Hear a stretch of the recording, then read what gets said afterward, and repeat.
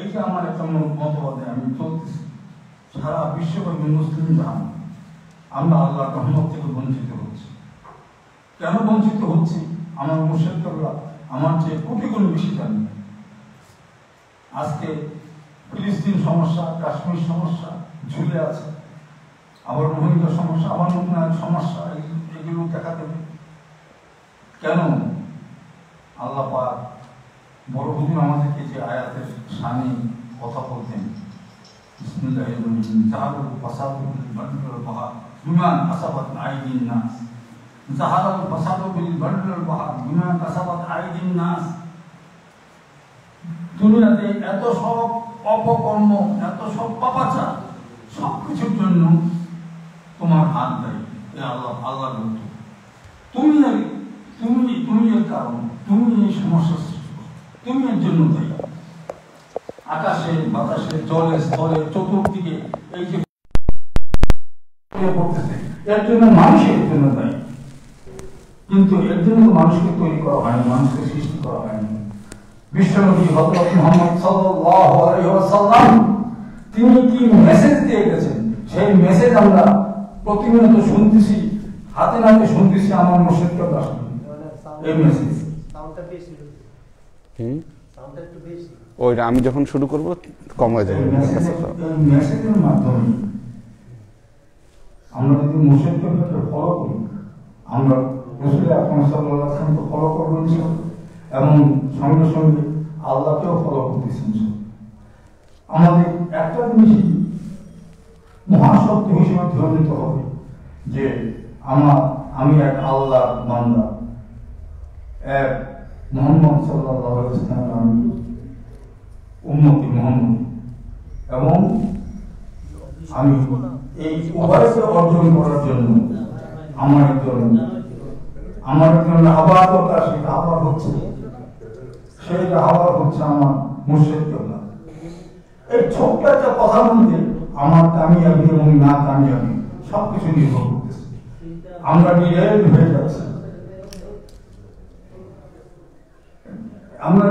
হয়ে যাচ্ছি, কেন?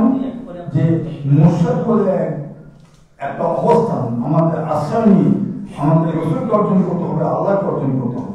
এই থিওরি, এই প্র্যাকটিস, থিওরিতে ভুল করতেছে, প্র্যাকটিসে তো নেই। এবং আমার মুর্শিদ আমাদেরকে যে মুরাকাবার সিস্টেম তালিম বাঁধতেছে, এটা হচ্ছে ওলি আল্লাহ তৈরি হওয়ার, ওলি আল্লাহ তৈরি করার মেসেজ।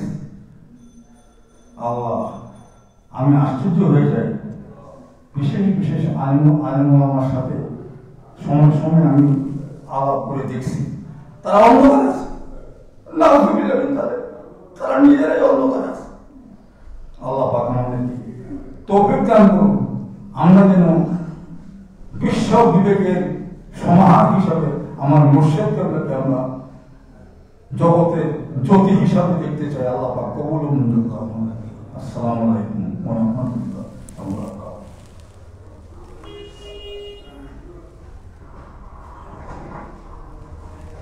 মাদুন ভাই,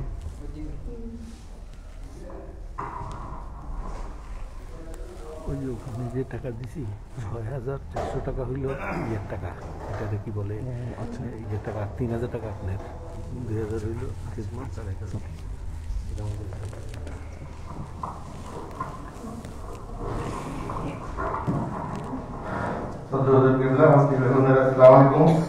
আমরা আল্লাহর কাছে শুকরিয়া আদায় করি, আমাদের খাস ওলি আল্লাহ মুর্শিদের সোহবতে আল্লাহ আমাদেরকে ক্লাস করার তৌফিক এনায়েত করেছেন।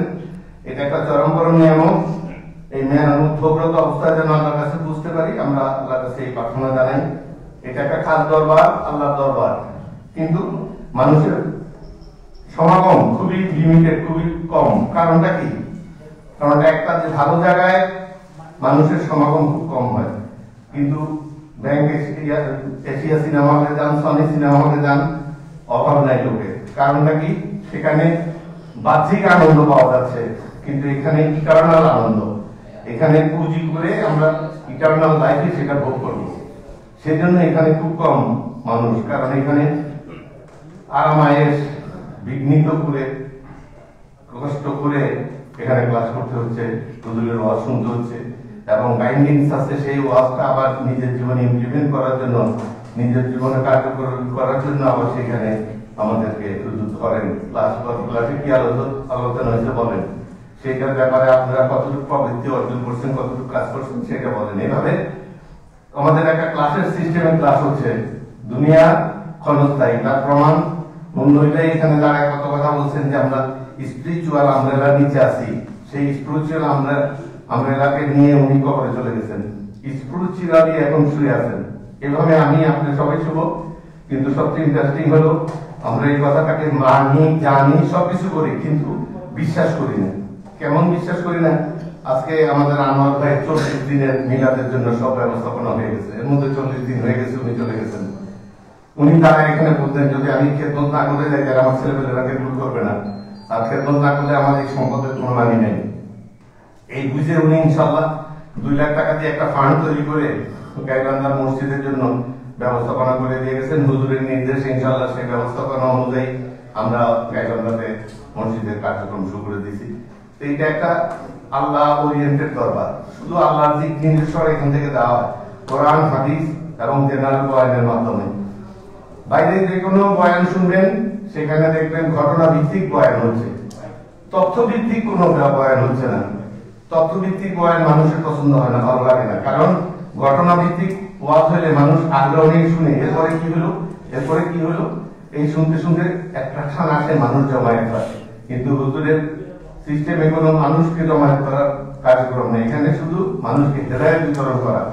আর কালকে একজন ইমাম সাহেব আসছিলেন, হেদায়েতের ব্যাখ্যা উনি জেনে গেলেন এখান থেকে নতুন করে, যে হেদায়েত মানে একটা অনুপ্রবেশ, সুপ্রিম সোল থেকে ইনলাইটেড সোলে আসে, সেখান থেকে জেনারেল সোলে এটা ট্রান্সমিট হয়, এটাই হলো হেদায়েত। তো এই হেদায়েতটা তো আমি ওলি আল্লাহ মুর্শিদের সোহবতে না গেলে পাবো না, সেই জন্য আমাদের এখানে 3 দিনের একটা ব্যবস্থাপনা রাখা হয়েছে।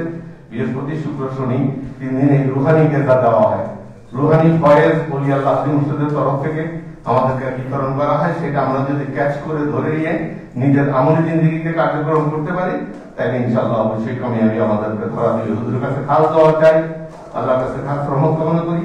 ওলি আল্লাহ মুর্শিদের খেদমত এবং দরবার খেদমত করতে করতে মুসলমান হিসেবে কবরে যেতে পারি, এই দোয়া চাই। চশমা পানাই উপরে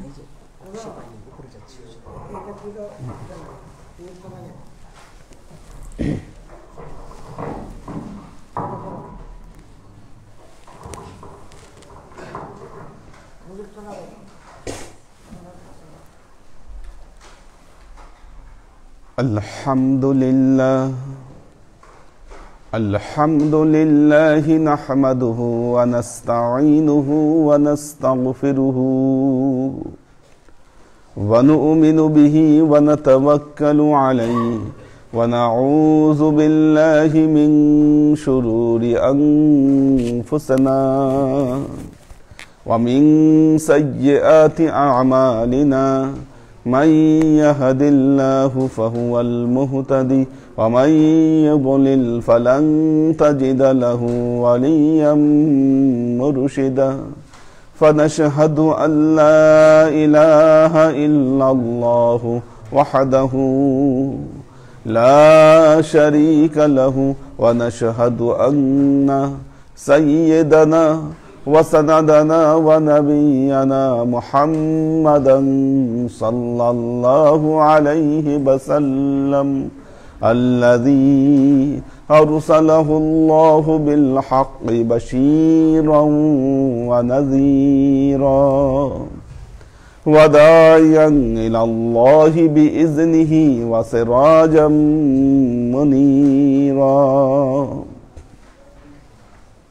وقال الله تعالى في كلامه المجيد وفرقانه الحميد ما كان محمد أبا أحد من رجالكم ولكن رسول الله وخاتم النبيين وكان الله بكل شيء عليما.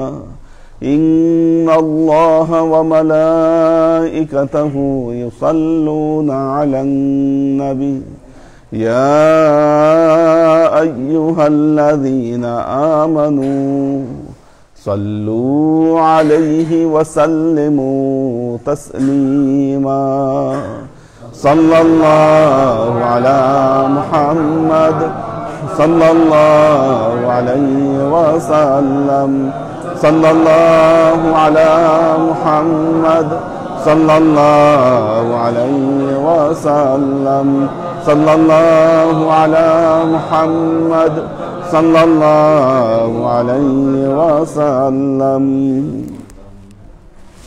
সাউন্ড কি হচ্ছে কেন সাউন্ড হচ্ছে না তো এত অল্প সাউন্ড হবে না তো জালাল ভাই কোথায় আচ্ছা কেন অসুস্থ কেন কি হচ্ছে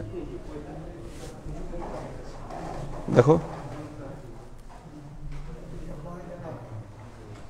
এটা মাইক কততে লাগানো আছে দেখো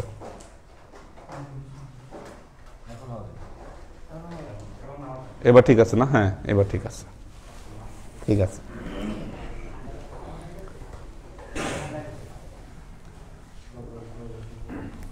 আল্লাহর আশিক ও সালেক বৃন্দ وقال الله تعالى في كلامه المجيد وفرقانه الحميد الذي خلق الموت والحياة ليبليكم أيكم أحسن عملا জীবন এবং মৃত্যুর খেলা আল্লাহ সৃষ্টি করেছেন এই কারণে আইয়ুকুম আহসানু আমালা আল্লাহ বলছেন তোমাদের মধ্যে কারা সৎ আমল প্রতিষ্ঠা করতে পারে এটা পরীক্ষার জন্য আমি এই জীবন এবং মৃত্যুর খেলাকে তৈরি করেছি আজকে জুমায় আলোচনা হয়েছে এই বিষয়ে হায়াতে জিন্দেগি মানুষের জন্য একটি নিয়ামত এটি একটি গনিমত কিসের জন্য এই নিয়ামত আমরা আমাদের ভাগ্যকে পরিবর্তন করতে পারি কিনা এই পরীক্ষার জন্য আল্লাহ হায়াতে জিন্দেগি তৈরি করেছেন ভাগ্য পরিবর্তন মানে আল্লাহ যে হযরত আদমকে জান্নাত থেকে বহিষ্কার করলেন সেই ধারায় আজকে পৃথিবীতে আমাদের আগমন নাহলে তো আমরা জান্নাতে থাকতাম এখানে এসে পরীক্ষার মাধ্যমে ওই জায়গায় ফিরে যাওয়ার যে যোগ্যতা অর্জন এই যোগ্যতা অর্জনের পরীক্ষাতেই আল্লাহ আমাদেরকে এখানে পাঠিয়েছেন যারা এটাতে সফল হচ্ছেন তারা কামিয়াব আর যারা বিফল হচ্ছেন তাদের পুরো ইহকালীন জীবন ব্যর্থতায় পর্যবসিত হচ্ছে দেখুন আল্লাহ যে জীবনের স্রোতধারা তৈরি করেছেন আমাদের যখন সৃষ্টি হয়েছে সৃষ্টি হওয়ার পর আমরা রুহের জগতে ছিলাম আলেমে আরওয়াহ সমস্ত রুহকে আল্লাহ একসাথে সৃষ্টি করেছেন আমরা সেখানে অবস্থান করছিলাম আল্লাহ মানুষকে প্রশ্ন করলেন আলাস্তু বিরব্বিকুম ক্বালু বালা আল্লাহ মানুষকে জিজ্ঞাসা করলেন আলাস্তু বিরব্বিকুম মানুষ এই যে তোমাকে এত সুন্দর রুহানি হালতে সৃষ্টি করা হলো তৈরি করা হলো তুমি কি তোমার প্রভুকে মনে রাখবে সমস্ত মানুষ একসাথে সমস্ত রুহু একত্রে আল্লাহকে জানালো ক্বালু বালা আল্লাহ অবশ্যই আমরা মনে রাখবো আপনাকে মানুষের এই অবস্থার বিস্মরণ ঘটে কিনা না মানুষ আল্লাহকে মনে রাখতে পারে এই পরীক্ষার জন্য আমাদের এই দুনিয়ায় আগমন দেখুন জীবনের এক ধারা থেকে অপর ধারার দৈর্ঘ্য বৃদ্ধি পায় আমাদের ইহকালীন জীবন 60 থেকে সর্বোচ্চ 120 বছরের বেশি মনে হয় খুব বেশি একটা দেখতে পাওয়া যায় না আনকমন যদি কেউ বাঁচে ম্যাক্সিমাম 60 থেকে 70 মধ্যে এক্সপায়ার 129 বছর আনকমন এটা আগের যুগে সম্ভব ছিল এখন মানুষ এত হায়াত পায় না এই পরিবেশে আমরা যে পরিবেশে বসবাস করছি খুব কঠিন কাজ লম্বা হায়াত পাওয়া আজকে যিনি মারা যাচ্ছেন কবরে প্রবেশ করছেন আজকে যিনি মারা যাচ্ছেন তিনি কবরে প্রবেশ করছেন, কবরে প্রবেশ করার পর কত সময় তিনি সেখানে অবস্থান করবেন কি আমরা জানি না। ইরানের সিরাজ অঞ্চল, জায়গার নাম হচ্ছে পাসার ঘাট, সেখানে একটা কবর আছে খ্রিস্টপূর্ব 3000 বছর আগের। কেউ কেউ বলছেন এটা জুলকারনাইনের কবর, জুলকারনাইন নবীর কবর, এটা বিশাল কবর। তো খ্রিস্টপূর্ব 3000 বছর আর এখন 2000 বছর, মানে প্রায় 5000 বছরের পুরনো কবর এটা। যেই লোক ওখানে শুয়ে আছে আজকে 5000 বছর ধরে সে ওখানে অবস্থান করছে, 5000 বছর তার কবরের এই দৈর্ঘ্য চলছে। হ্যাঁ, অনেক উঁচু কবরটা, অনেক উঁচু। আমার কাছে ছবি আছে কবরের। তো রাজা বাদশাদের কবর তো ওইটা অনেক বড় করেই বানাতো। এক একজন বাদশাকে কবর দেওয়ার জন্য এক একটা পাহাড় বেছে নিত, ওই পাহাড় কেটে পাহাড়ের ভেতরে কবর দিত, বাইরে নকশা খোদাই করে। হ্যাঁ, তো বিশেষ করে খলিফা ওমর যখন পারস্য সাম্রাজ্য দখল করলেন, ওই সময় পারস্যের বাদশা ছিলেন ইয়াজদেগার্দে সেভম, তৃতীয় ইয়াজদেগার্দ। এই তৃতীয় ইয়াজদেগার্দের কবরও একটা পাহাড়ের মধ্যে, পুরো একটু পাহাড় কেটে নকশা কেটে ওই পাহাড়ের মাঝখানে একটা ফাঁকা জায়গা, ওটার মধ্যে তার কবর ঢুকায় রাখছে, সোনা দানা সবকিছু সহ এদেরকে কবর দিত। তো এই যে তারা হাজার হাজার বছর ধরে কবরের জগতে শুয়ে আছেন, আল্লাহর আশিক ও সালেক বৃন্দ, ইহকালীন জীবনে আমাদের কর্তব্য হচ্ছে সেই জীবনের সেই সময়ের পাথেয় অর্জন করা। আজকে আমাদের নুরুন্নবী ভাই চলে গেছেন, আজকে যাদের জন্য আমরা এখানে মিলাদ করছি, আমাদের বিশেষ করে ওনার আম্মা, উনি তো আরো আগেই ইন্তেকাল করেছেন। কত সালে? 11 সালে 16ই ডিসেম্বর। 18ই সেপ্টেম্বর আর 16ই ডিসেম্বর, এই দুইটা দিন আপনাদের যতই কাজ থাকুক ইনশাল্লাহ চলে আসবেন। উনি তো অনেক ব্যস্ত। আচ্ছা আচ্ছা আচ্ছা, যাক আলহামদুলিল্লাহ, যাক আলহামদুলিল্লাহ। আচ্ছা,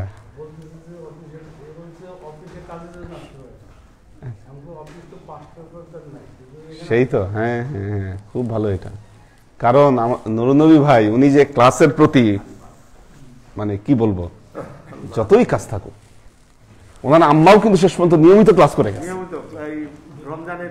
রমজানে তারাবি একদম সবকিছু। ওই যে বিশেষ করে মেয়েদের উপরে, এখন মেয়েরা যেখানে ক্লাস করে যাও, আমার মনে আছে রমজান মাসে একবার ওইটা হলো, উপরে ওই টিনের ছাউনিটা ওই সময় করা, এসে দেখছে যে মেয়েদের খুব দুরবস্থা ওখানে, তখন ওইটা ওই সময় করা হয়, বৃষ্টির পানি পড়তো। হ্যাঁ, আমার মনে আছে স্পষ্ট। সাউন্ড সিস্টেম, আচ্ছা এটা আমার কাছে রাখছি। দেখুন, একটা মানুষ কবরে চলে যাওয়ার পর কি হচ্ছে আমরা দেখতে পাচ্ছি না, এটাকে প্রমাণ দেওয়ার কেউ নেই, কি এমন কেউ নেই যে এই প্রমাণটি উপস্থাপন করতে পারছে যে আসলে কবরে কি হচ্ছে, কি এটার কোনো ভিডিও ক্লিপ কেউ আমাদেরকে দেখাতে পারেনি, কোনো প্রমাণিক ব্যাখ্যা আমাদের কাছে নেই। কবরে ঢোকার পর কি হলো, কোন প্রমাণ ছাড়া, দলিল ছাড়া অদৃশ্যের প্রতি ঈমান আনা, এটাই হচ্ছে ঈমান। যে জিনিস দেখা যায় সেটার প্রতি ঈমান আনতে হয় না। আমি এখন বলছি আমার একটা চশমা আছে, কি এরকম একটা কালো কালারের চশমা আছে না, এটা তো বিশ্বাস করার কিছু নাই, দেখতে পাচ্ছেন। এখন আমি যদি বলি আমার স্বর্ণের তৈরি একটা চশমা আছে, কি এখন কোশ্চেন হচ্ছে আপনারা এই কথা বিশ্বাস করবেন কি করবেন না। এই জন্য ঈমানের সাথে সংক্রান্ত যত বিষয় আমরা কোনোটাই দেখতে পাই না, আল্লাহ সবই গোপন রেখেছেন। কি মনে রাখবেন, ঈমানের সংজ্ঞা হচ্ছে এটা, যেটা দেখা যায় সেটার প্রতি ঈমান আনতে হয় না, যেটা দেখা যায় না সেটার প্রতি ঈমান আনতে হয়। এখন আমরা বলছি যে আমরা নবীর কথা থেকে জানতে পেরেছি, নবীর হাদিস থেকে জানতে পেরেছি কবরে ঢোকার পর এই ঘটনাগুলো ঘটবে। আপনি কনফিউজড, আপনি চিন্তা করছেন আসলেই কি ঘটবে, আসলেই কি তাই? কবরে দেখছি একটা মানুষকে শুইয়ে দেওয়া হচ্ছে, কয়েক বছর পর তার কবর খুললে সেখানে আমি আর কিচ্ছু খুঁজে পাচ্ছি না, তাহলে কিভাবে হুজুরের কথা বিশ্বাস করি যে আমি কবরে ঢোকার পর আমার এই অবস্থা হবে? কিভাবে বিশ্বাস করবেন? এখানেই আপনার বিশ্বাসের প্রশ্ন, এখানেই প্রমাণ হচ্ছে আপনি কি আসলে ইমানদার না আপনি বেঈমান। সবসময় রেশনাল জাজমেন্ট দিয়ে, বুদ্ধিভিত্তিক জাজমেন্ট দিয়ে ইমানকে প্রমাণ করা যায় না। ইমানকে প্রমাণ করতে হয় যা মানুষের বুদ্ধির ঊর্ধ্বে। এই জন্য নবী রাসূলকে আল্লাহ মুজিজা দিয়েছেন। মুজিজা এমন একটা জিনিস যেটা দেখে মানুষ, মানে মানুষের বুদ্ধি আর কাজ করতো না, প্রমাণ হতো যে না তিনি নবী ছিলেন। মুসা আলাইহিস সালামের লাঠি, দাউদ আলাইহিস সালামের কণ্ঠস্বর, হযরত ঈসা আলাইহিস সালামের কুম্বে ইজনিল্লাহ, এগুলো সবই মুজিজার অন্তর্ভুক্ত ছিল। সেই জন্য তো আল্লাহর আশিক ও সালেক বৃন্দ, আল্লাহর নবী বলছেন, وقال رسول الله صلى الله عليه وسلم إذا وقبر الميت آتان ملكان أسودان أرزقان يقال لأحدهما المنكر والآخر النكير। আল্লাহ নবী বলছেন, ইযা উকবিরাল মাইয়িত, যখন একজন মাইয়িতকে কবরস্থ করা হয়, আতানে মালাকানে আসওয়াদানে আরজাকানে, তার কাছে দুইজন ফেরেশতা আগমন করে। মালাকান দুইজন ফেরেশতা, তাদের চেহারা কেমন? আসওয়াদানে কালো, দেখতে কালো, ওয়া আরজাকানে শরীর পাহাড়ের মতো লম্বা চওড়া, দেখলে মনে হয় একদম মানে একেবারে কালো বৃহদাকার শরীর। এরকম দুইজন ফেরেশতা তার কবরের মধ্যে প্রবেশ করে। ইউকালু লিআহাদিহিমাল মুনকার ওয়াল আখিরু নাকির, যাদের একজনের নাম হচ্ছে মুনকার আর একজনের নাম হচ্ছে নাকির। ফায়ুজলিসানি, তাকে বসায়। বসানোর পর প্রশ্ন শুরু। এক রেওয়ায়েতে 3টি, অপর রেওয়ায়েতে 4টি প্রশ্ন করা হবে বান্দাকে। 4টি প্রশ্ন করা হবে। প্রথম প্রশ্ন, ফায়াকুলানে মার রাব্বুকা, প্রথম প্রশ্ন, তোমার রবকে, তোমার প্রভুকে। উত্তর, রব্বি আল্লাহ। সে যদি ইমানদার হয় প্রশ্নের জবাব দিবে, আমার প্রভু, আমার রব হচ্ছে আল্লাহ। এখন আপনারা বলবেন, হুজুর এত সহজ কি? 3টা প্রশ্ন আপনি বলে দিলেন। কি দুনিয়ায় কত বড় বড় পড়া মুখস্থ করে ফেলছি, কত সিলেবাস মুখস্থ করে পরীক্ষা দিয়ে আসলাম, এটা কোনো বিষয় হলো নাকি? কি দেখেন, পরীক্ষা হচ্ছে ইহকালীন জগতের পরীক্ষা নয়, পরকালীন জগতের পরীক্ষা। কি ওই জায়গায় মিথ্যা বলার কোন সুযোগ আছে আপনার? বলেন, মিথ্যা বলার কোন সুযোগ নাই। আপনি বলছেন রব্বি আল্লাহ, আমার প্রভু হচ্ছে আল্লাহ, তার মানে আমি এই দুনিয়ায় আল্লাহর গোলামি আমি করেছি, তাই তো? আমি এই দুনিয়ায় আল্লাহর গোলামি করেছি। এখন আপনি সত্যিকার অর্থে এই পৃথিবীতে যদি আল্লাহর গোলামি না করে থাকেন, ওই সময়ে আপনি মুনকার নাকিরের সামনে কিভাবে বুক ফুলায় বলবেন রব্বি আল্লাহ? কি এটা সম্ভব? আপনি কি সত্যি আল্লাহর গোলামি করছেন? এটা হচ্ছে কোশ্চেন। আপনি কি শুধু মুখে মুখে বলেন যে আমি আল্লাহর গোলাম, রব্বি আল্লাহ, আমার প্রভু আল্লাহ, না আপনি আসলে এই পৃথিবীতে আল্লাহর গোলামি প্রতিষ্ঠা করতে পেরেছেন? আমাদের যুবকদের মধ্যে অনেকেই আছে এখনো তার 5 ওয়াক্ত নামাজ ঠিক হয় নাই। 5 ওয়াক্ত নামাজ এখনো ঠিক হয় নাই। দিনের 24টা ঘন্টা, দিন রাতের 24টা ঘন্টা আল্লাহ আপনাকে দিয়ে দিয়েছে। 24টা ঘন্টা আপনি আপনার নিজের খেদমতে ব্যস্ত, নিজের গোলামিতে ব্যস্ত। দিনে যদি 5 ওয়াক্ত নামাজ মসজিদে এসে আদায় করতে হয়, আপনার কতক্ষণ সময় লাগে? কি 1 ঘন্টাও লাগবে না। যে স্পিডে আপনারা নামাজ পড়েন 1 ঘন্টাও লাগার কথা নয়। তো আপনি 24 ঘন্টার মধ্যে একটা ঘন্টা সময় আল্লাহর গোলামি করতে পারেন না, আর আপনি মুনকার নাকিরের সামনে গিয়ে বলবেন রব্বি আল্লাহ, আমার প্রভু আল্লাহ? এত সস্তা? কখনো পারবেন না আপনি। যিনি সত্যিকার অর্থে এই পৃথিবীতে আল্লাহর গোলামি করেছেন, তার মুখ থেকে অটোমেটিক বের হয়ে যাবে রব্বি আল্লাহ। সুযোগ থাকতে, সময় থাকতে আল্লাহর গোলামি প্রতিষ্ঠা করুন। দ্বিতীয় প্রশ্ন, মা দীনুকা, মা দীনুকা, তোমার দিন কি, তোমার ধর্ম কি? দেখুন, দিন শব্দের অর্থ আমরা করি ধর্ম, কিন্তু ইসলাম অন্যান্য ধর্মের মতো কোনো ধর্ম নয়। কি অন্যান্য ধর্ম? অন্যান্য ধর্ম মানে কিছু রসম রেওয়াজ, অন্যান্য ধর্ম মানে কিছু রীতি নীতি, কিছু রসম রেওয়াজ হচ্ছে ধর্ম। আল্লাহর নবী যে দিন মানুষকে শিখিয়ে দিয়ে গেছেন, এটা ধর্ম নয়, এটা পূর্ণাঙ্গ জীবন ব্যবস্থা। আল্লাহ কোরআনে বলেছেন উদখুলু ফিস সিলমি কাফা, পরিপূর্ণভাবে দিনের মধ্যে প্রবেশ করো। পূর্ণাঙ্গ জীবন ব্যবস্থা। কি যুবকদের মধ্যে একটা ট্রেন্ড আছে, এরা হুজুর পছন্দ করে না, হুজুরদের দেখলে গালি দেয়। এখন নতুন বের হয়েছে একটা গালি, নতুন গালি, হুজুররা মৌলবাদী। আমরা হুজুররা মৌলবাদী। গালি পারেন হুজুররা মৌলবাদী বলে, কি বিয়ে করতে গেলেও হুজুর লাগে। কি আপনার জানাজা হুজুর ছাড়া হবে না? তো যারা আজীবন হুজুরদেরকে মৌলবাদী বলে গালি দিছেন, কি কবরে গিয়ে বলবেন কি পছন্দই তো করেন নাই, আপনি কেমনে বলবেন যে দ্বীন আল ইসলাম? দ্বীন আল ইসলাম, মানুষের ঈমান কোন পর্যায়ে গেছে আপনি চিন্তা করে দেখেন। একজন আলেম সে টকশোতে গিয়ে বলতেছে কাবাঘর নাকি স্ট্যাচু, কাবাঘর স্ট্যাচু।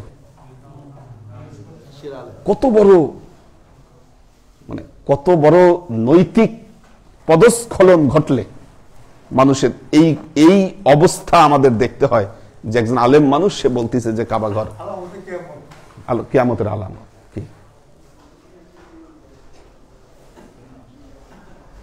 মূর্তি বলেন, স্ট্যাচু বলেন, যেটাই বলেন, এটাকে জায়েজ করার ক্ষমতা তো কারো নাই, কিন্তু তারপরেও একদল জোর করে এটাকে জায়েজ করার চেষ্টা করে যাচ্ছে। কি আপনাকে জায়েজ করতে হবে কেন? কি এটা নিয়ে রাজনীতি কি হচ্ছে না হচ্ছে সেটা ভিন্ন কথা, কিন্তু জায়েজ না জায়েজের জায়গা তো এটাকে তো চেঞ্জ করার ক্ষমতা কারো নাই। কি কোনো কিতাব দিয়া, কোনো কিছু দিয়ে এটাকে আপনি জায়েজ করতে পারবেন? বলেন। কিন্তু এই যে একটা সৎ সাহস, একটা সৎ কথা, এই কথা বলার মোরাল শক্তি মানুষ হারিয়ে ফেলেছে, তার এই শক্তি নেই। কেন? আমাদের নৈতিক পদস্খলন কোন জায়গায়? কি এত সহজ মুনকার নাকিরের সামনে গিয়ে বলে দিবেন আপনি দ্বীন আল ইসলাম? কি আল্লাহ তো একটা মাথা দিছে আপনাকে, একটা বুঝ শক্তি দিছে, বোধ দিছে তো আল্লাহ। কি হারাম হালাল বুঝতে মানুষের খুব সুপারসনিক ব্রেন দরকার নাই, একটা নর্মাল মানুষও বুঝে যে কোনটা ন্যায় কোনটা অন্যায়, কোনটা ইসলামিক কোনটা অন ইসলামিক।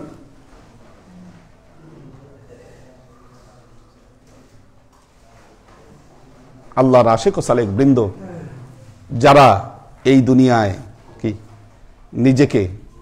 নিজেকে পরিবারকে সমাজকে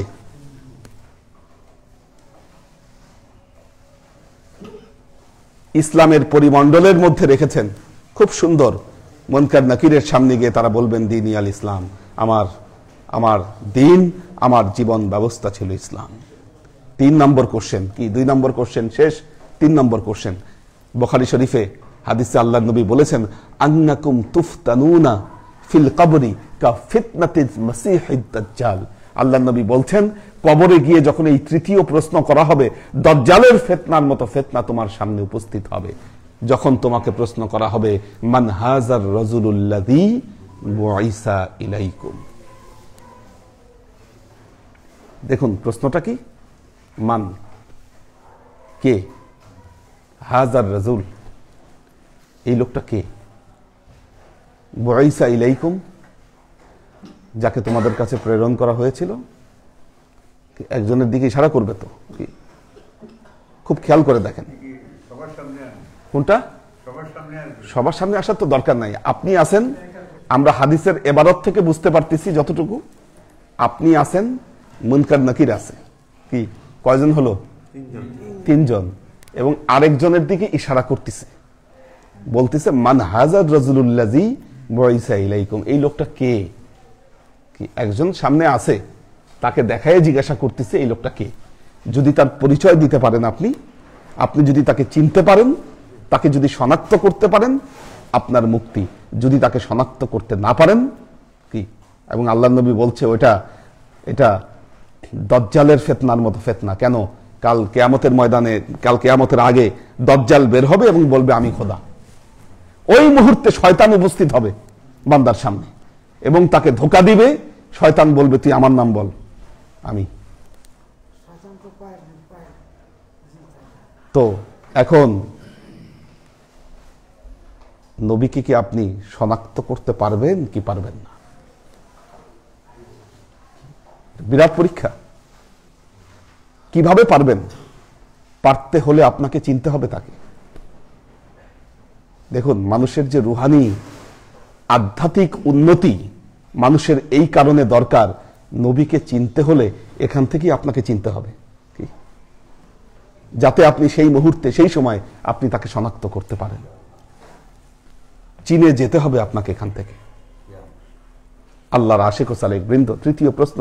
চতুর্থ প্রশ্ন বান্দাকে করা হবে, মা ইউদরিকা, বান্দা তুমি এত কিছুর জবাব দিলা, তুমি এগুলো জানলা কিভাবে? চতুর্থ প্রশ্নের জবাব দিবে, ক্বারাতু কিতাবাল্লাহ ওয়া আমানতু বিহি ওয়া সাদ্দাকতু আলাইহি। ক্বারাতু কিতাবাল্লাহ, আমি আল্লাহর কিতাব পড়েছি, ওয়া আমানতু বিহি, এর উপর আমি বিশ্বাস স্থাপন করেছি, ওয়া সাদ্দাকতু, এটাকে আমি সত্যায়ন করেছি, সত্যে পরিণত করেছি।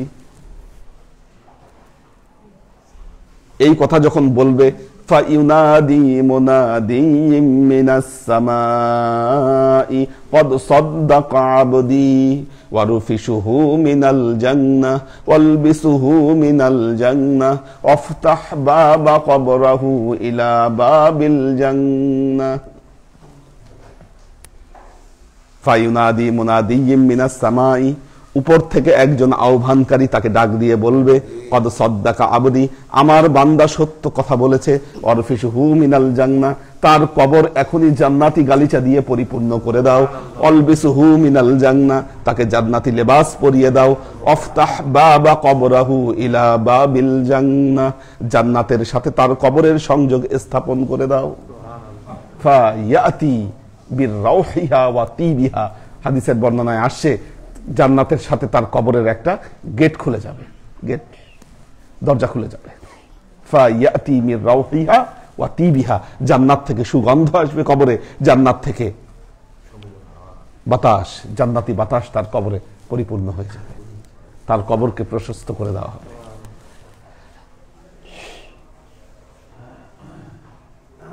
وَأَمَّا الْكَافِرُ وَالْمُنَافِقُ يَقُولُ فِي كُلِّ جَوَابٍ هَا هَا هَا هَا لَا أَدْرِي। কিন্তু যে ব্যক্তি দুনিয়ায় মুনাফিক, যে ব্যক্তি কাফের, আল্লাহকে অবিশ্বাস করেছে, আল্লাহর বিরুদ্ধাচরণ যে ব্যক্তি করেছে, এই ব্যক্তি কি করবে? ইয়াকুলু ফি কুল্লি জওয়াবিন, প্রত্যেক জবাবে সে বলবে, হা হা হা হা লা আদরি, হায় হায় আমি তো এগুলার একটারও উত্তর জানি না, হায় হায় আমি তো কিছু জানি না। ফায়ুনাদি মুনাদিয়্যুম মিনাস সামাই, আকাশ থেকে একজন আহ্বানকারী বলবে, কদ কাযযাবা, এই ব্যক্তি মিথ্যা কথা বলেছে, সে মিথ্যা কথা বলেছে। ওয়ালবিসুহু মিনান নার ওয়ারফিশুহু মিনান নার আফতাহ বাবা কবরাহু ইলা বাবিন নার।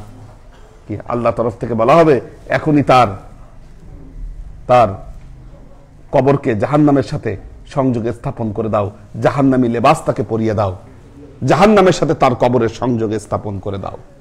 সুম্মা ইউকাইয়িজু লাহুল আ'মা ওয়াল আসাম্মা মা'a মিরজাবাতিন হাদিদিন লাউ যুরিবা আলা জাবালিন লা সারা তুরাবান।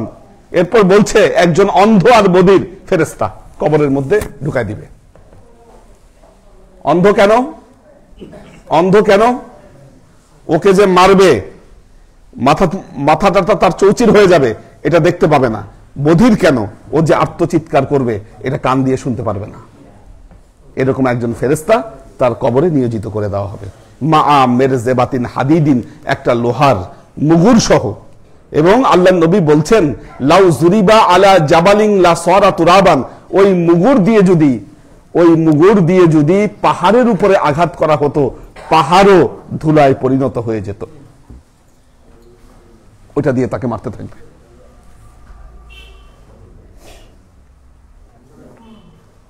আল্লাহর আশিক ও সালেক বৃন্দ, ভাগ্যকে পরিবর্তন করতে হলে সময় থাকতে পরিবর্তন করুন। সময় থাকতে পরিবর্তন করুন। আমরা দোয়া করি যারা আমাদেরকে ছেড়ে চলে গেছেন, আশা করি ইনশাল্লাহ আল্লাহ তাদেরকে ভালো রেখেছেন। আমরা প্রতি মুহূর্তে তাদের জন্য দোয়া করছি, আল্লাহ যেন তাদের সমস্ত ত্রুটি বিচ্যুতিগুলোকে মাফ করে দেয়। দ্বিতীয় বিষয় হলো মোরাকাবা, আজকের যে ক্লাসের বিষয় মোরাকাবা।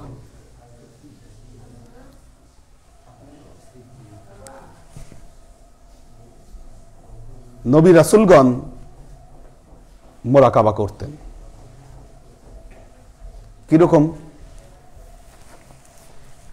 নবী রাসূলগণ মোরাকাবা করতেন।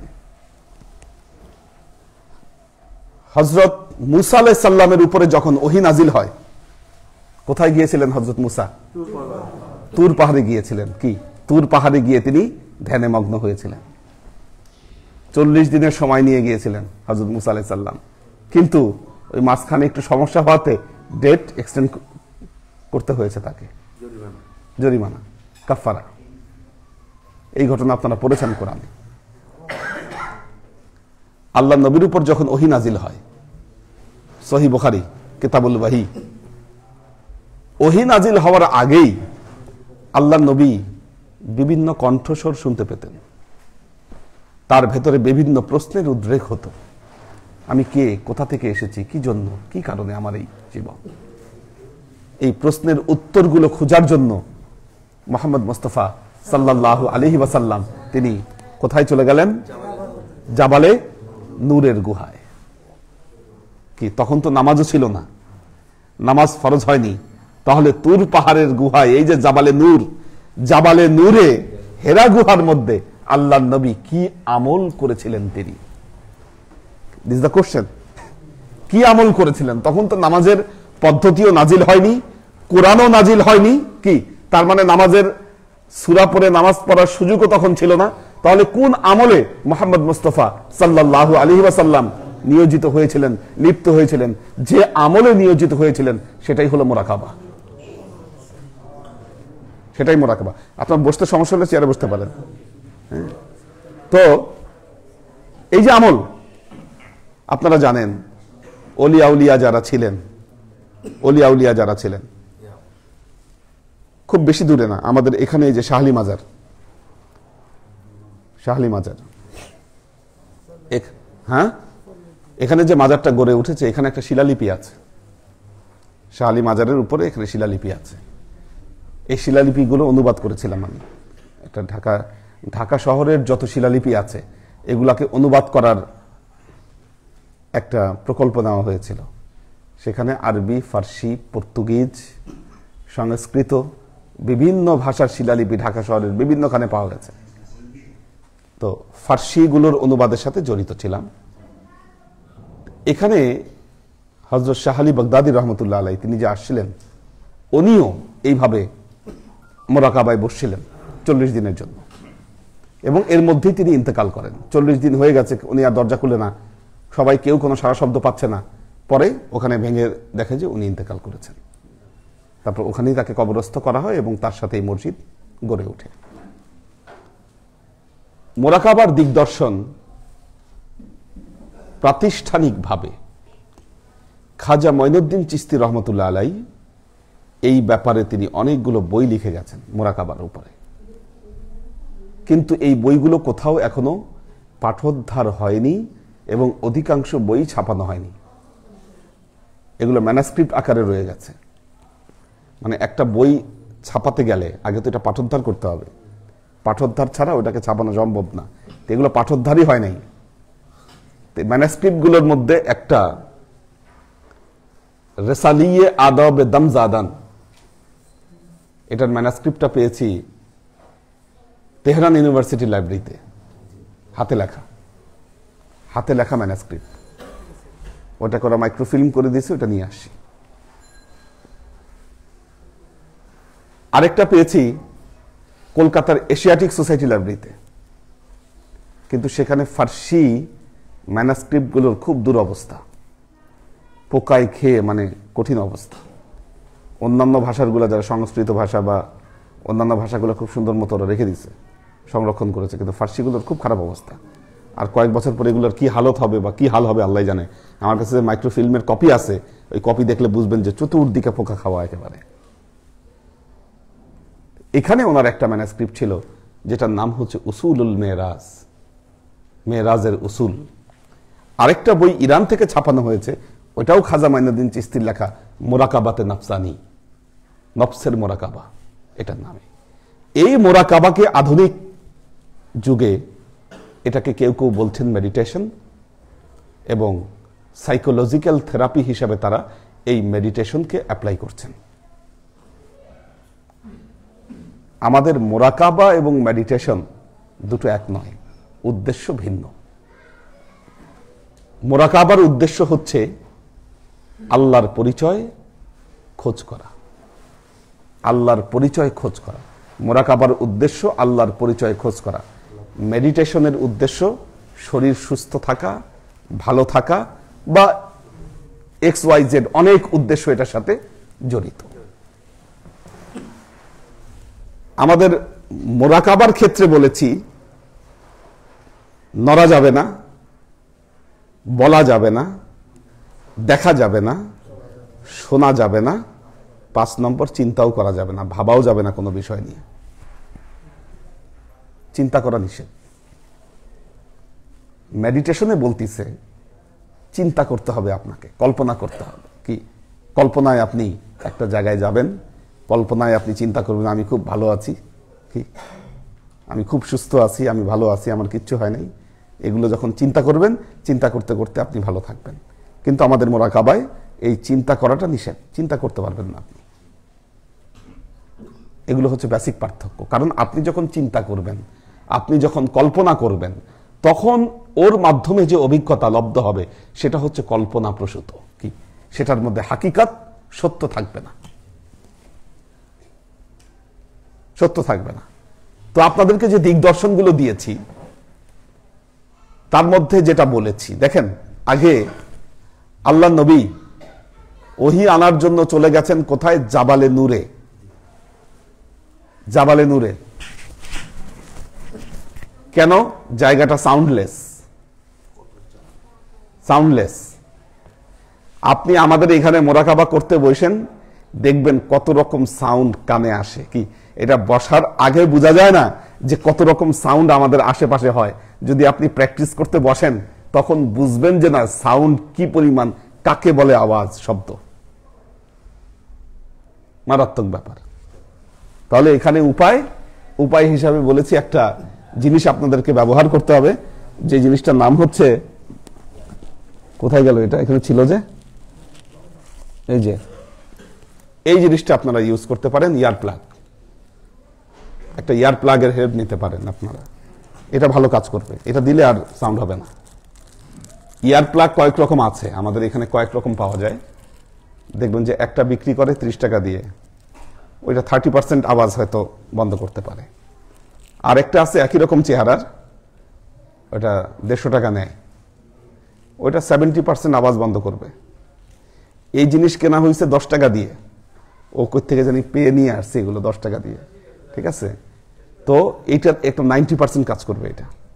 এটা খুব উপকারী জিনিস। যদি ওইটা এখন পাওয়া যাচ্ছে না তো ও মনে হয় কি অর্ডার করে আনতে হবে। হ্যাঁ, তো এটার ব্যবহারের নিয়মটা হচ্ছে, এটা একেবারে বোল্ড করে ফেলবেন, একদম বোল্ড করে ফেলবেন। ফেলে আপনার কানের মধ্যে যতদূর ঢুকানোর দরকার এটা আপনি একদম ততদূর ঢুকাই দিবেন। ইজিলি এটা কানের মধ্যে ঢুকে যাবে। ঢোকানোর পর যখন বড় হয়ে যাবে দেখবেন যে আপনার সাউন্ড পুরো অফ হয়ে যাচ্ছে, এখানে কোনো সাউন্ড হবে না। আর এটা আপনি বাইরের সাউন্ড বন্ধ করে দেন, যখনই আপনার বাইরের সাউন্ড আপনি বন্ধ করবেন আপনি আপনার ভেতরের সাউন্ড শুনতে পাবেন। হ্যাঁ, আপনি একটু জায়গা গ্যাপগুলো একটু ফিল আপ করে বসলে। হ্যাঁ, তো আপনি যখনই দেখুন, খেয়াল করুন, যখনই আপনি বাহিরের শব্দ বন্ধ করে দিবেন, বাহিরের শব্দ যখনই বন্ধ করবেন তখনই আপনি আপনার ভিতরের শব্দ শুনতে পাবেন। ভেতরের শব্দ শুনতে পাওয়ার হাকিকত হচ্ছে আশ্চর্যের বিষয় হচ্ছে আপনার শরীরের প্রতিটা রক্তবিন্দু, আপনার শরীরের প্রতিটা অংশ আল্লাহর জিকির করছে। এক অদ্ভুত ব্যাপার। আপনার মুখ জিকির করছে না, মুখ বন্ধ, কান বন্ধ, চোখ বন্ধ, কিন্তু আপনার ভেতরের প্রতিটা অস্তিত্ব আল্লাহর জিকিরে লিপ্ত। এই যে ফিলিংস, এই ফিলিংসটাই তো বিরাট ব্যাপার। এই যে ফিলটা, আপনি ফজরের সময় দেখবেন একটা জিনিস খেয়াল করবেন, ফজর যখন হয় নির্দিষ্ট একটা সময় পাখি তো প্রথমে তো মুরগি ডাকে, মুরগি ডাকছে, তারপর একটা দুইটা পাখি ডাকা শুরু করছে, নির্দিষ্ট একটা সময় 4 থেকে 5 মিনিটের একটা স্লট দেখবেন লক্ষ লক্ষ পাখি, মানে কোনটা বাদ নাই, একেবারে ডাকা শুরু করছে, সব ডাকা শুরু করছে। কোরআন কি বলছে? সাব্বাহা লিল্লাহি মা ফিস সামাওয়াতি ওয়াল আরদি ওয়া হুয়াল আজিজুল হাকিম। আসমান জমিনের 18,000 মাখলুকাত আল্লাহর তাসবিহ তাহলিলে লিপ্ত। ওইটা সেই সময় কি আজব, সারা মখলুকাত আল্লাহর জিকিরে লিপ্ত। কি হ্যাঁ, একটা স্লট, হ্যাঁ নির্দিষ্ট একটা স্লট, খুব খেয়াল করবেন, খেয়াল করলে দেখতে পাবেন যখন সুবে সাদিকের আলোটা ফুটে আসতেছে ওই সময় একটা সময়, কি ওই সময় আপনি ওই জিকিরের সাথে নিজেকে সম্পৃক্ত করুন, দেখবেন আপনার কাছে কেমন ভালো লাগে, কেমন ভালো লাগে। প্রকৃতির সাথে আপনি মিশে যান একটা মুহূর্ত। কি এগুলো মোরাকাবার দ্বারা সম্ভব, মোরাকাবা ছাড়া এই বিষয়গুলো সম্ভব নয়। আল্লাহর আশিক ও সালেক বৃন্দ, মোরাকাবার যে দিক দর্শন আপনাদের এই কারণেই দেওয়া হচ্ছে, যেন আল্লাহ নবী বলেছেন, দেখেন সবাই বলেছেন, পূর্ববর্তী মহামনীষী যারা ছিলেন, নিজেকে জান, মান আরাফা নাফসাহু ফাকাদ আরাফা রাব্বাহু। যে তার নিজেকে চিনতে পারলো সে তার প্রভুকে চিনতে পারবে। Know thyself, know thyself। তো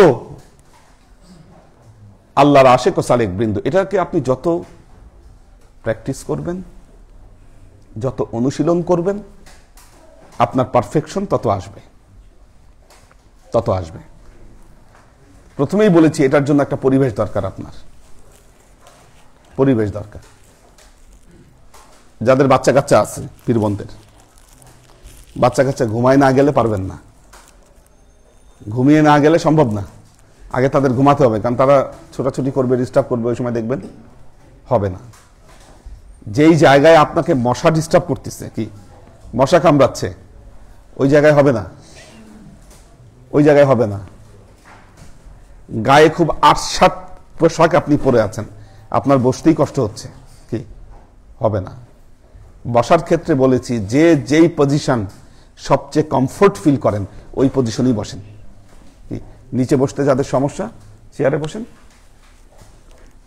নিচে বসতে যাদের সমস্যা চেয়ারে বসেন, কিন্তু শির দ্বারা সোজা রাখেন।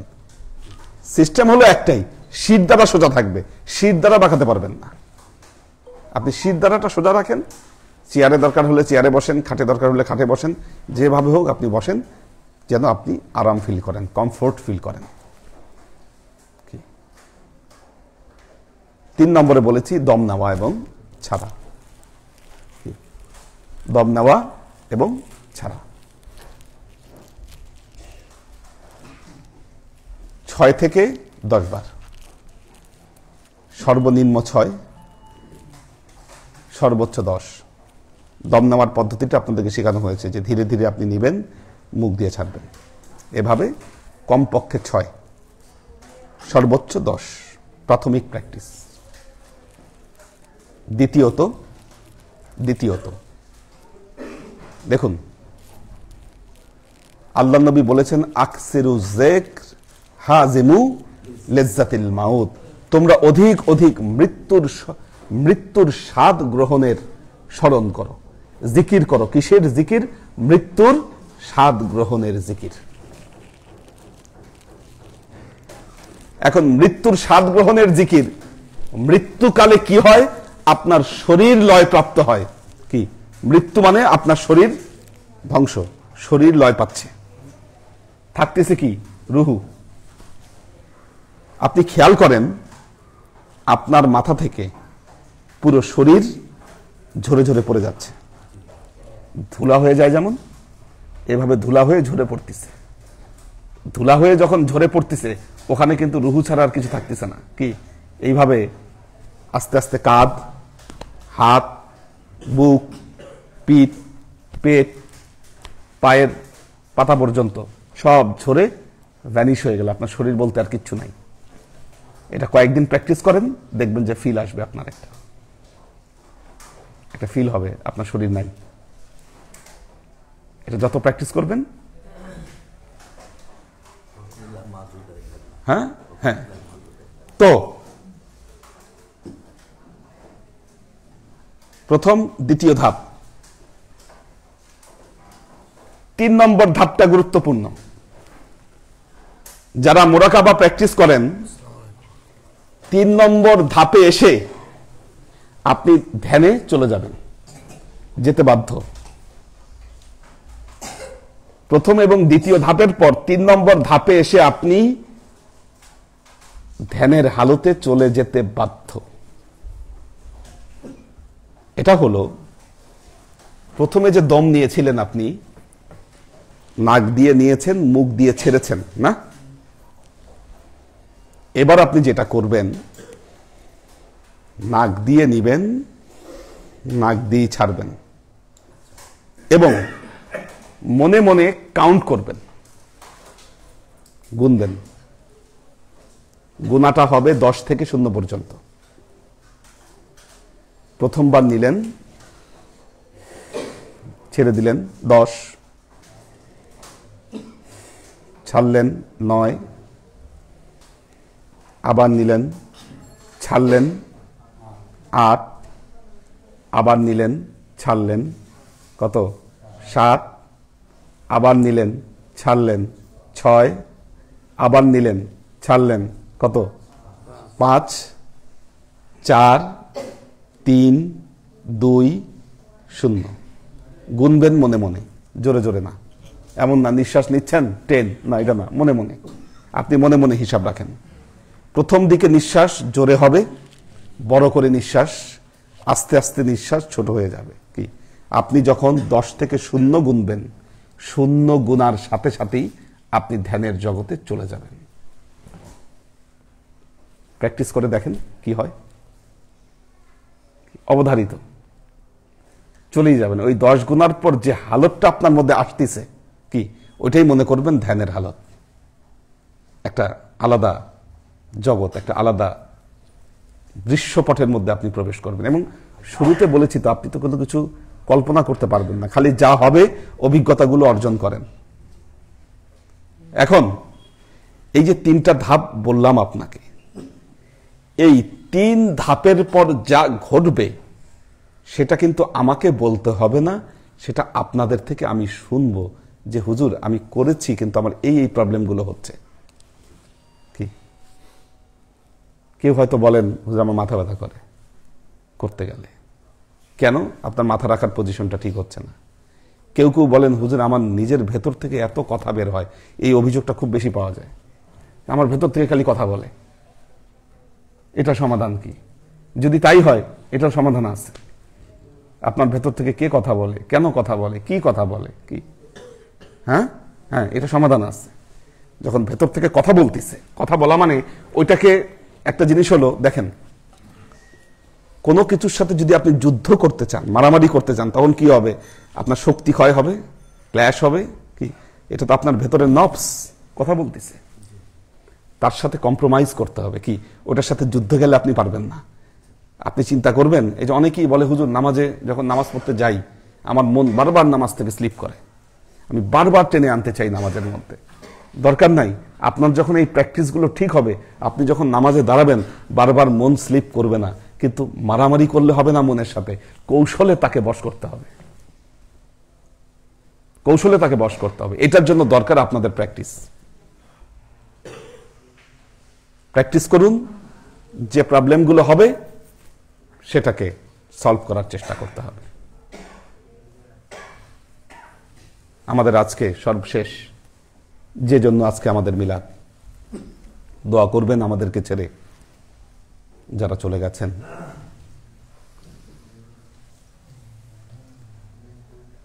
বিশেষ করে আমাদের নুরনবী ভাই এবং মানিক মাহিনের আম্মা, ওনারা চলে গেছেন। আজকে মনে হয় আনোয়ার ভাইয়ের জন্য কি 40 দিনের মিলাদ পড়াচ্ছেন ওনারা। আমরা সর্বক্ষণ ওনাদের জন্য দোয়া করি, প্রতিদিনই। বিশেষ করে তো সকাল বিকালে ওনাদের জন্য দোয়া হয় সবার জন্য। আমরা সকাল বিকাল সবার জন্যই দোয়া করি। তারপরেও বিশেষ দোয়ার আয়োজন, কারণ আল্লাহর নবী বলেছেন মাল মাইয়িতু ফিল কবরি ইল্লা কাল কারিকিল মুতাগাওয়িসি। কবরবাসী যখন কবরে চলে যায়, একজন মানুষ পানিতে ডুবে গেলে তার যে হালত হয়, কি? পানিতে ডুবে গেলে তার যে হালত, ওই রকম অবস্থা হয় তার কবরবাসী। ইয়ান্তাজিরু দাওয়াতান ইয়ালহাকু মিন আবিন আও উম্মিন আও সাদিকাতিন। ওই লোক সবসময় দোয়ার অপেক্ষায় থাকে, কি? যেই দোয়া আসবে তার মায়ের পক্ষ থেকে, ভাই বোনের পক্ষ থেকে, বন্ধু বান্ধবের পক্ষ থেকে কখন দোয়া আসবে এই দোয়ার অপেক্ষায় থাকে। ফাইযা লাহিকতাহু, যখন এই দোয়া কেউ করেই ফেলে, আহাব্বা ইলাইহি মিনাদ দুনিয়া ওয়া মা ফিহা, দুনিয়ায় থাকা সমুদয় সম্পদের চাইতেও এই দোয়া তাদের কাছে প্রিয় মনে হয়। এবং এখন তাদের জন্য আমাদের কর্তব্যই হচ্ছে দোয়া, কর্তব্যই হচ্ছে দোয়া। কারণ ইমাম গাজ্জালি দাকাইকুল আখবারের মধ্যে একটা ঘটনা লিখেছেন যে ওই সময় একজন সুফি ছিলেন, তার নাম ছিল সুফি জাকারিয়া। সুফি জাকারিয়া, তো সুফি জাকারিয়ার 3 জন ভক্ত ছিল যারা মারা গেছিলেন ওনার সময়। তো 3 জন ভক্ত মারা গেছে। সুফি জাকারিয়া প্রথম দিন স্বপ্নে দেখলেন, উনি স্বপ্নে ঘুমিয়ে গেছেন, দেখলেন যে ঘুমের মধ্যেই তিনি ওই গোরস্থানে প্রবেশ করেছেন। গোরস্থানের কবরগুলো সব ফেটে গেছে, কবরের ভেতর থেকে কবরবাসীগুলো বের হয়ে আসছে, বের হয়ে এসে তারা বিভিন্ন কার্যক্রমে লিপ্ত, আনন্দ ফুর্তি করতেছে, খাওয়া দাওয়া করতেছে, ওখানে একটা উৎসব হচ্ছে। এখন তার যে 3 জন ভক্ত মারা গেছে, তার মধ্যে 2 জন ভক্ত ওই আনন্দ ফুর্তির সাথে সামিল, আরেকজন মন খারাপ করে পাশে বসে আছে। সুফি জাকারিয়া বললেন, কি ব্যাপার, তোমার এই অবস্থা কেন? এরা 2 জন আনন্দ ফুর্তি করতেছে, খাওয়া দাওয়া করতেছে, তুমি এভাবে মন খারাপ করে পাশে বসে আছো। বললেন, হুজুর, ওদের 2 জন, ওদের সন্তানরা নেক সন্তান, তারা দুনিয়ায় আল্লাহর ইবাদত বন্দিগি করে, বাবার জন্য দোয়া করে, তারা ওদের দোয়ার উসিলায়, এই যে দোয়া সাদকায়ে জারিয়া হিসাবে, আও ওয়ালাদিন সালিহিন ইয়াদউ লাহু, এই দোয়া আল্লাহ তাদের কবরে পৌঁছায় দিচ্ছে এবং এই জন্য তারা অনেক ভালো আছে। কিন্তু আমিও সন্তান রেখে আসছি, এই সন্তান বদ সন্তান, ও আল্লাহ খোদার কোনো নামগন্ধ নাই, এই জন্য আমি কষ্টে আছি। ঘুম ভেঙে গেল। সুফি জাকারিয়া এরপর দিন উঠে ওই বাড়িতে চলে গেলেন, ওই লোকের বাড়িতে গিয়ে দেখলেন যে আসলে এই অবস্থা। উনি তওবা করালেন, ওই ছেলেকে আল্লাহর পথে ফিরিয়ে আনলেন। ফিরিয়ে আনার পরে কয়েকদিন পর আবারও একই স্বপ্ন দেখলেন সুফি জাকারিয়া। তিনি ঘুমের মধ্যে গোরস্থানে চলে গেছেন, কবরগুলো ফেটে গেছে। ওই যে লোকটা মন খারাপ করে বসেছিল, এখন তার গায়েও সুন্দর পোশাক, সেও ওই উৎসবের সাথে সামিল। সুফি জাকারিয়াকে দেখে জড়ায় ধরলেন, বললেন, হুজুর, আপনি আমার ছেলেকে সুপথে ফিরিয়ে এনেছেন, এই জন্য আল্লাহ আমাকে এই দুর্দশা থেকে আজকে মুক্তি দিয়েছেন। আমাদের উচিত সর্বক্ষণ কি যখনই নামাজ পড়ব, আপনি জানেন 5 ওয়াক্ত নামাজ শেষে কিন্তু আর যে কোনো দোয়া হোক আর না হোক, রব্বির হামহুমা কামা রব্বায়ানি সাগীরা, এই দোয়া করতে আমি কখনো ভুলি না। আপনারাও ভুলবেন না, এটা অভ্যাসে পরিণত করেন। সবাই সূরা ফাতিহা 7 বার, সূরা ইখলাস 9 বার, দরুদ শরীফ 11 বার।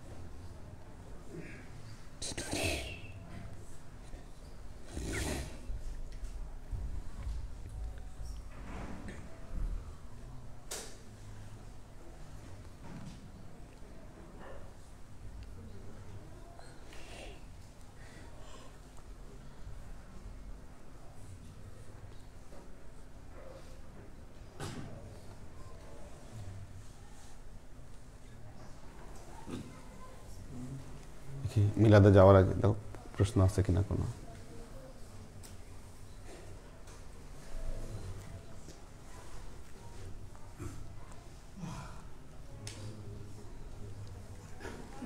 ওয়াসিম খান ইতালি থেকে রাজীব হোসেন রুমি সালাম জানিয়েছেন, একে আজাদ সাগর সরকার সালাম জানিয়েছে, ওমর শরীফ আসসালাম দোয়া চেয়েছেন, ক্লাসে আসেন নাই কেন। আমাদের আলী আকবর ভাই সালাম জানিয়েছেন, আমরিন শরীফ সালাম জানিয়েছেন, আবরার শাহরিয়ার সালাম জানিয়েছেন, HK হানিফ সালাম জানিয়েছেন, মাহফুজুল হক উজ্জ্বল, আনোয়ারা শরীফ সালাম জানিয়েছেন, নাজিমউদ্দিন ভাইয়ের ফ্যামিলি আছেন, টিটু খান, কহিনুর বেগম, টিটু খান সালাম জানিয়েছেন, সুরভি আক্তার নিপা দোয়া চেয়েছে, পাখির ভেজ সালাম জানিয়েছেন, উনি অসুস্থ আছেন দোয়া চেয়েছেন, উনি খুলনা থেকে আছে। মনিরুজ্জামান সালাম জানিয়েছেন, ওয়াসিম খান সালাম জানিয়েছেন, আমার ওয়াইফও লাইভে আলোচনা শুনছেন, আমাদের জন্য দোয়া করবেন। ওয়াসিম খান ইতালি থেকে। মোহাম্মদ আজাদ সালাম জানিয়েছেন, পপিয়ারা জামান সুমি, মোহাম্মদ শহীদুল ইসলাম সালাম জানিয়েছেন, ফেরদৌস নাহার আউয়াল দোয়া চেয়েছেন, সুরভি আক্তার নিপা রাজশাহী থেকে আচ্ছা, কোরবান আলী মালয়েশিয়া থেকে, আমাদের আক্তারুজ্জামান ভাই আছেন সালাম জানিয়েছেন, কোরবান আলী আসসালামু আলাইকুম হুজুর, আমার মেয়ের একজনের শরীর একটু খারাপ, ওর জন্য দোয়া করবেন, ফি আমানিল্লাহ।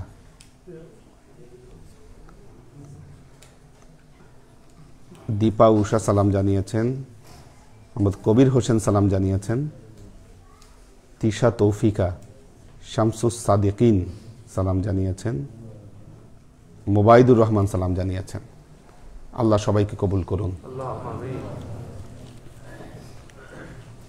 وأشرق البدر علينا واقتفت منه البدور مثل حسنك ما رأينا قط يا وجه السرور صلى الله على محمد صلى الله عليه وسلم صلى الله على محمد صلى الله عليه وسلم صلى الله على محمد صلى الله عليه وسلم يا حبيبي يا محمد يا عروس الخافقين يا مؤيد يا ممزد يا إمام القبلتين